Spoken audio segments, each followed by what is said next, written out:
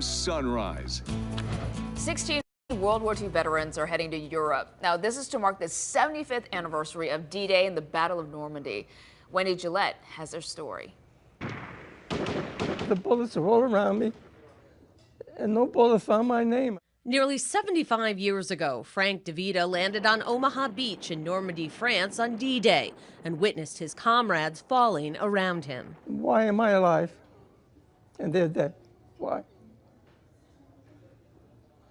I don't know. I've had a guilty conscience my whole life.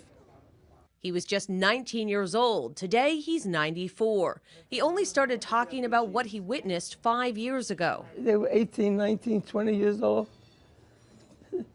They were too young to drink. They were too young to vote, but they weren't too young to die. 99-year-old Steve Melnikoff also survived the invasion that began the liberation of Western Europe from the Nazis. He was shot in the neck 11 days later, but after treatment, returned to fight. I'm a combat infantryman. I was there at the beginning. I was there the whole time. I was there at the end of the war. I was in combat 335 days. They're part of a group of 16 World War II veterans sailing aboard the Queen Mary II this week. The veterans are traveling from Brooklyn, New York to England on their 7-night transatlantic journey. The men will head to Normandy to take part in events to mark the 75th anniversary of D-Day on June 6th and to honor the more than 400,000 Americans who died in the war. People say to me, "You're a hero." I says, "I'm not a hero." I says, "Those guys in the grave, they're my heroes. They gave their life for their country."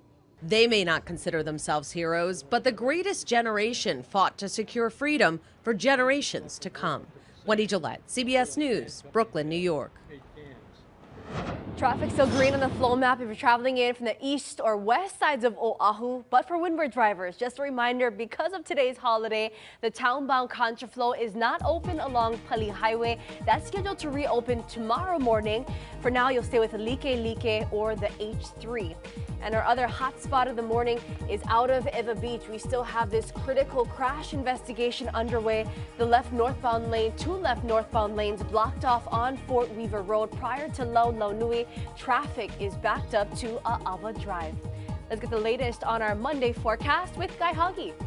Thanks a lot, Lacey. The surf is booming in town. We've got some very big waves rolling in, and that's why the high surf advisory is posted for South Shores. Likely get a reinforcement tomorrow. It's going to keep that high surf advisory going. Plus, box jellyfish are still swimming in, and that could be bad news for the lantern floating ceremony tonight. You got to check with lifeguards before you wade into the water. So again, energy coming in tomorrow, a reinforcement that's going to keep those advisory level waves in excess of 8 feet going probably through Wednesday before the waves start to back down. So things are looking pretty good as we head into the week for big waves. Now, the box jellyfish swam in yesterday. They'll be here through today. Today is expected to be the peak.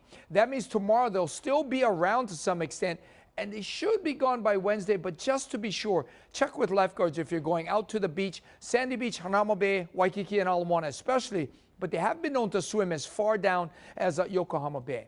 So the winds are light, they're soft and scrambled. That will lead to higher than normal humidity levels. It's going to be quite sticky. Plus, you'll get those cloud buildups. Already looks like clouds are building up over the Ko'olau, but otherwise it is beautiful out there, and it is already very sticky.